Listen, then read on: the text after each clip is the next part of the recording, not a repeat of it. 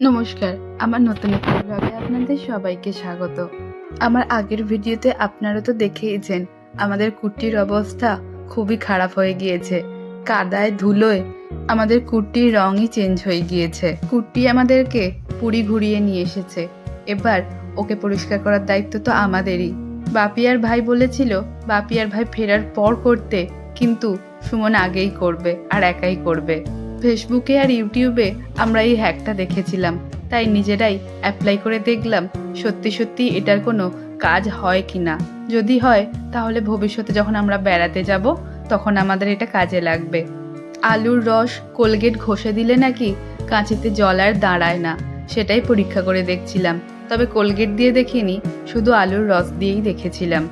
কাজগুলো কিন্তু সত্যিই খুব তাড়াতাড়ি আর খুব ভালো পরিষ্কার হয়ে যাচ্ছিল, আর তার সাথে সত্যিই জল দাঁড়াচ্ছিল না।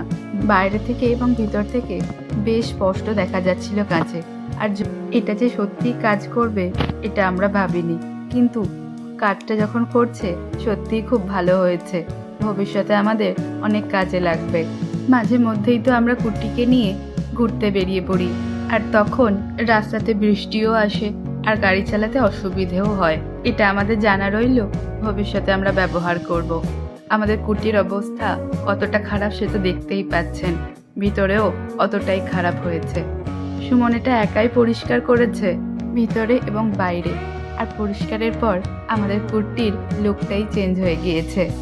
আমাদের কুর্তি রেডি হয়ে গেছে আবার পরে কোথাও বেড়াতে যাওয়ার জন্য। আজকের মতো ভিডিওটা এখানেই শেষ করছি। দেখা হবে আবার পরের কোনো ব্লগে।